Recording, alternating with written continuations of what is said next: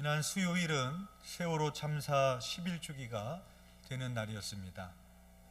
아직까지 세월호 하냐고 말씀하시는 분들도 계시지만 사랑하는 자식을 차가운 바다에 떠나보내야 했던 부모들의 삶은 11년 전에 그날의 시계에 멈춰져 있습니다. 세월호 하면 떠오르는 것 중에 하나는 세월호의 노랑 리본입니다.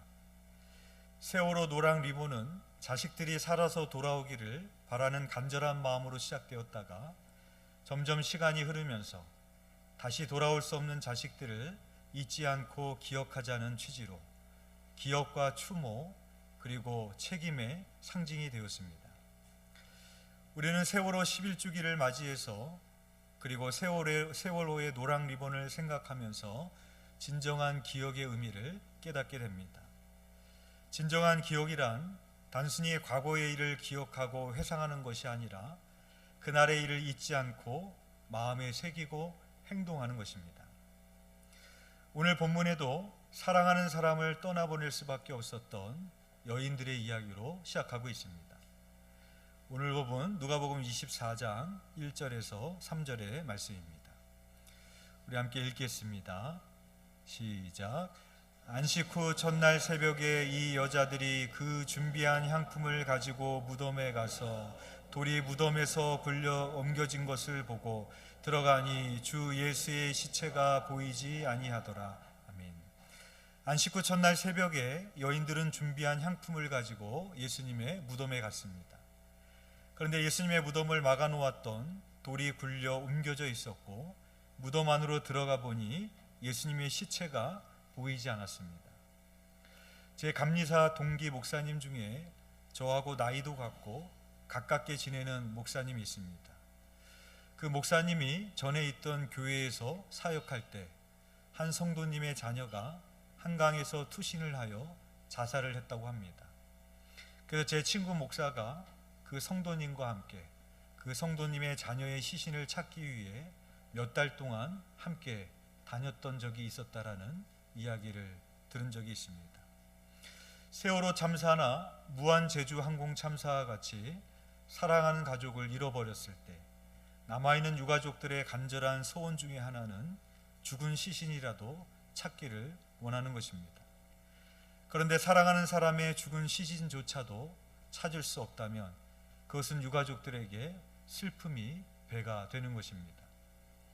오늘 본문에 나오는 여인들의 슬픔도 그와 같았을 것입니다. 사랑하는 예수님을 떠나보내서 그 시신의 향품과 향유를 발라드리기 위해 무덤을 찾았는데 예수님의 시신이 없어진 것입니다. 그래서 이 여인들의 슬픔은 더욱 배가 되었습니다. 우리 4절 말씀 우리 함께 읽겠습니다. 시작.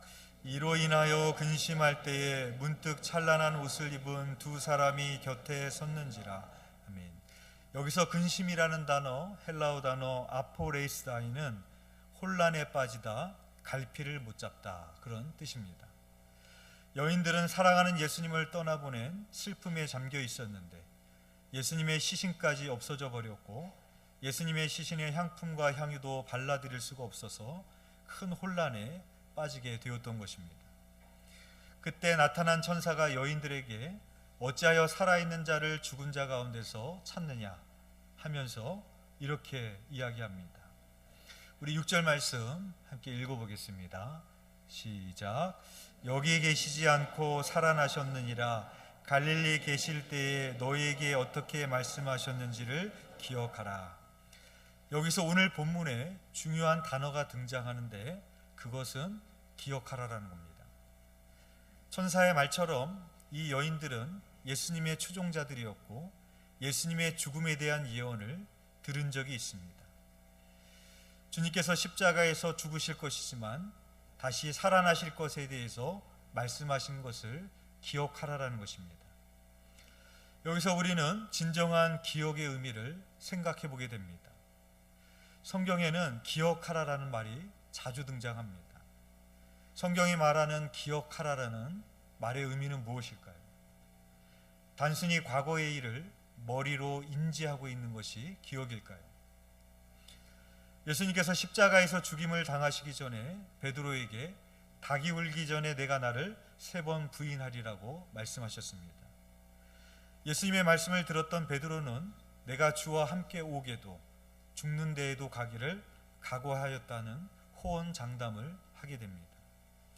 그리고 나서 시간이 얼마 되지 않아서 베드로는 예수님의 말씀처럼 주님을 3번 부인하고 말았습니다.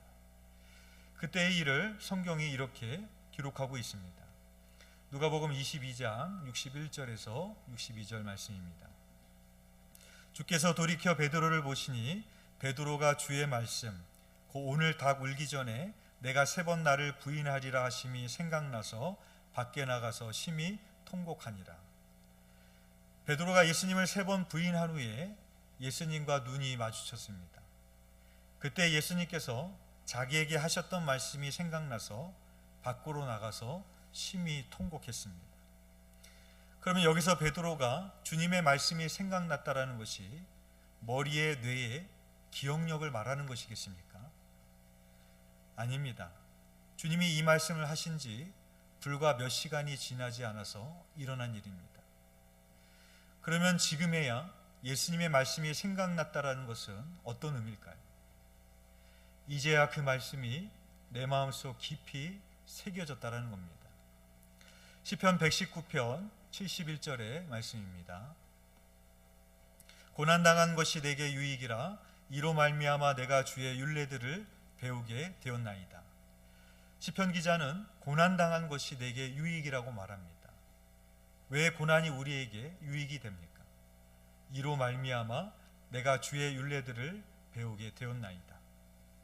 우리는 고난을 통하여 주님의 말씀을 깨닫게 되고 가슴에 새기게 되고 배우게 되기 때문입니다.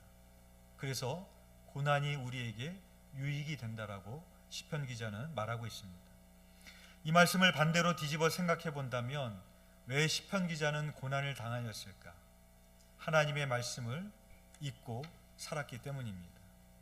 머리로는 하나님의 말씀을 알았진 모르겠지만 가슴속 깊이 그 말씀을 새기며 기억하고 살지 않았기 때문입니다. 베드로가 베드로 전후서를 쓴 이유를 이렇게 밝히고 있습니다. 베드로후서 3장 1절에서 2절 말씀입니다. 사랑하는 자들아, 내가 이제 이 둘째 편지를 너희에게 쓰노니 이 두 편지로 너희의 진실한 마음을 일깨워 생각나게 하여 곧 거룩한 선지자들이 예언한 말씀과 주 되신 구주께서 너희의 사도로 말미암아 명하신 것을 기억하게 하려 하노라. 베드로가 베드로 전후서를 기록한 이유를 이렇게 밝히고 있습니다. 우리의 진실한 마음을 일깨워서 생각나게 하기 위함인데 그것은 무엇을 생각나게 하기 위함인가? 선지자들이 예언한 말씀과 주 되신 구주께서 너에게 명하신 것을 기억하게 하기 위함이라고 말하고 있습니다. 베드로 전후서는 당시 핍박과 박해로 인해서 흩어진 나그네와 같이 된 성도들을 향하여 쓴 서신입니다. 핍박과 박해로 흩어진 나그네와 같이 된 성도들이 그 고난을 이길 수 있는 힘은 무엇이겠습니까? 주님이 말씀하신 약속의 말씀을 기억하는 것입니다. 단순히 뇌로 암기하고 인지하는 것이 아니라 그 약속의 말씀을 내 마음속에 깊이 새기는 겁니다. 그래서 오늘 본문에 보면 슬픔과 절망에 빠졌던 여인들이 전환점을 이루는 대목이 나옵니다. 오늘 본문 8절에서 9절의 말씀 우리 함께 읽어보겠습니다. 시작. 그들이 예수의 말씀을 기억하고 무덤에서 돌아가 이 모든 것을 11사도와 다른 모든 이에게 알리니. 아멘. 여인들이 천사의 말을 듣고 전에 예수님께서 하셨던 말씀을 기억했습니다. 그것은 예수님께서 십자가에서 죽으실 것이지만 다시 살아나실 것이란 겁니다. 예수님의 말씀을 기억한 여인들은 더 이상 슬픔과 절망에 빠져 있지 않았습니다. 예수님의 시신을 도로 찾은 것도 아니었습니다. 여전히 예수님의 시신은 보이지 않고 찾을 길이 없지만 빈 무덤이었지만 여인들이 예수님의 말씀을 기억했을 때 더 이상 절망과 슬픔에 빠져 있는 것이 아니라 다른 제자들에게 가서 알리기 시작을 했습니다. 여인들을 통해서 우리가 보게 되는 것은 무엇입니까? 믿음이란 보이는 것 너머를 소망하는 것이 바로 믿음입니다. 그래서 사도 바울은 이렇게 말을 합니다. 로마서 8장 24절에서 25절 말씀입니다. 우리가 소망으로 구원을 얻었음에 보이는 소망이 소망이 아니니 보이는 것을 누가 바라리요? 만일 우리가 보지 못하는 것을 바라면 참음으로 기다릴지니라. 우리는 소망으로 구원을 얻었는데 그 소망은 눈에 보이는 소망이 아니라 눈에 보이지 않는 소망이라는 것입니다. 그래서 우리는 눈에 보이지 않는 소망을 가진 사람이기에 참음으로 기다려야 된다라고 말하고 있습니다. 바울은 또한 이렇게 이야기합니다. 고린도후서 4장 18절 말씀입니다. 우리가 주목하는 것은 보이는 것이 아니요 보이지 않는 것이니 보이는 것은 잠깐이요 보이지 않는 것은 영원함이라. 우리가 궁극적으로 주목하는 것은 눈에 보이는 것이 아니라 눈에 보이지 않는 것입니다. 그런데 눈에 보이는 것은 잠깐이요 눈에 보이지 않는 것은 영원하다라는 것입니다. 그렇다면 우리가 가져야 될 소망은 무엇입니까? 우리의 눈으로 보는 것이 아니라 내 눈에 보여지는 현실이 아니라 내 눈에 보여지는 세상이 아니라 주님의 말씀을 기억하는 것입니다. 머리의 뇌로 기억하는 것이 아니라 나의 마음에 깊이 새겨서 그 말씀으로 우리가 살아갈 수 있는 것, 그것이 진정한 기억입니다. 여인들의 태도가 바뀌는 데 있어서 여인들이 갑자기 예수님의 시신을 찾았던 것도 아닙니다. 그러나 주님의 말씀을 기억함으로 빈 무덤이 아니라 믿음의 눈을 들어 주님께서 부활하신 것과 영원한 하나님의 나라를 보며 소망할 수 있었던 것입니다.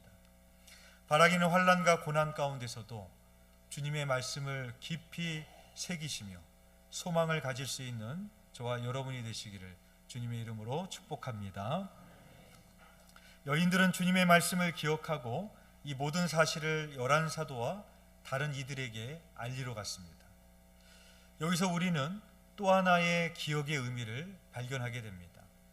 진정한 기억이란 말씀을 마음에 깊이 새길 뿐만 아니라 우리의 행동을 수반하는 겁니다.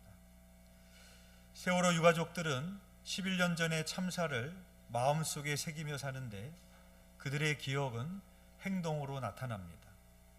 그것은 또 누군가의 자식이 이러한 참사로 죽지 않게 하기 위해서, 그래서 제2의 세월호, 제3의 세월호가 나오지 않게 하기 위해서, 다시는 이러한 참사가 되풀이되지 않게 하기 위하여 그들은 행동하고 있습니다.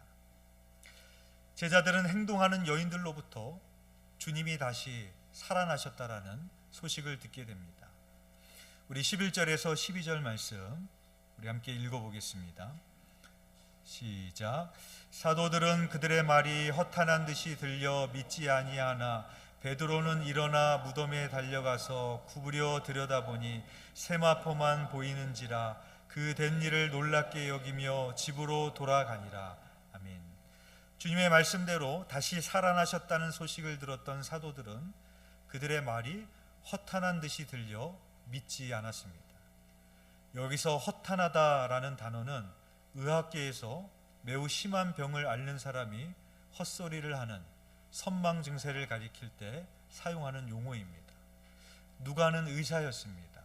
그래서 이러한 의학 용어를 빌려다가 이 허탄하다라는 표현을 사용하고 있습니다. 그런데 이 여인들은 처음 만난 사람도 아니었고 신뢰할 수 없는 이들도 전혀 아니었습니다. 여인들은 사도들과 함께 갈릴리에서 예루살렘까지 동행했었던 잘 아는 이들이었습니다. 그런데 사도들은 이 여인들의 말을 허탄한 말로 듣고 믿지 않았습니다.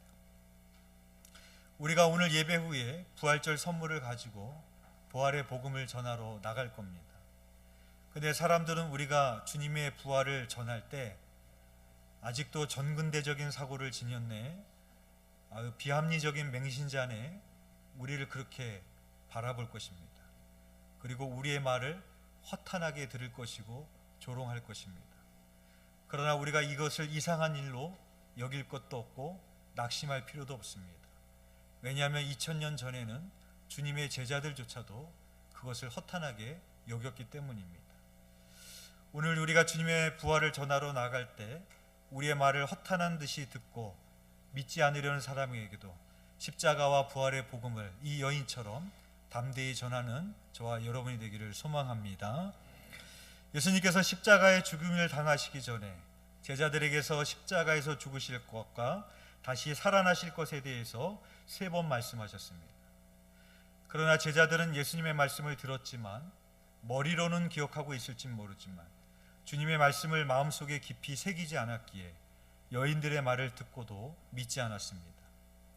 그러나 이와 반면에 베드로는 여인들의 말을 듣고 곧장 무덤으로 달려갔습니다. 우리 12절 말씀 함께 읽겠습니다. 시작.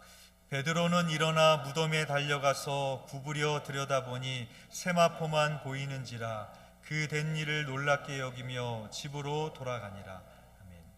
베드로는 여인들의 말을 듣고 곧장 무덤으로 달려갔고 무덤 안에 들어가 보니 예수님의 시신은 없고 세마포만 있는 것을 봤습니다. 그리고 그 된 일을 놀랍게 여기며 집으로 돌아갔다라고 성경은 기록하고 있습니다. 여기서 놀랍게 여긴다라는 헬라어 단어 다우마조는 놀라다, 기이하게 여기다, 혼란스럽다 이런 뜻입니다.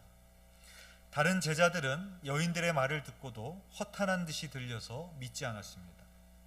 그러나 베드로는 다른 제자들과는 달리 자기 눈으로 확인하고 싶어서 무덤까지 뛰어갔습니다. 그러나 베드로는 눈으로 확인하고도 기이하게 여기며 집으로 돌아갔다는 것은 아직 베드로는 믿음의 확신을 갖지 못하고 돌아갔다는 것을 암시하고 있습니다. 빈 무덤을 똑같이 봤습니다. 여인들도 봤고 베드로도 봤습니다.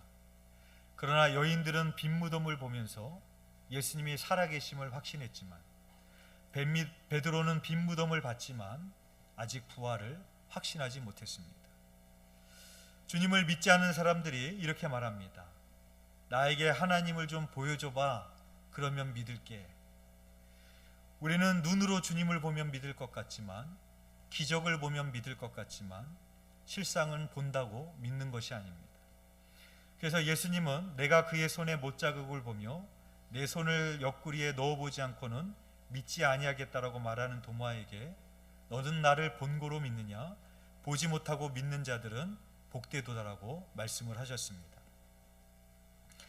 세월호 참사의 원인은 아직 정확하게 규명되지 않고 여러 가지 설이 있습니다. 그 중에 하나는 배의 평형수를 기준치만큼 채우지 않았다라는 겁니다. 평형수라는 것은 배가 중심을 잡고 운항하기 위해서 배의 무게중심을 잡기 위해 채워주는 물을 말합니다. 그런데 세월호는 평형수를 충분히 채우지 않았고 배의 중심을 잃어버려 침몰했다라는 겁니다. 왜 평형수를 충분히 채우지 않았을까요? 더 많은 화물과 더 많은 사람을 태우고자 했던 탐욕 때문이었습니다. 그래서 안전이란 이름의 평형수를 덜어내고 무한 이윤이라는 탐욕을 채워 넣었다가 배는 전복되고 말았고 304명의 어린 학생들의 생명을 앗아갔습니다.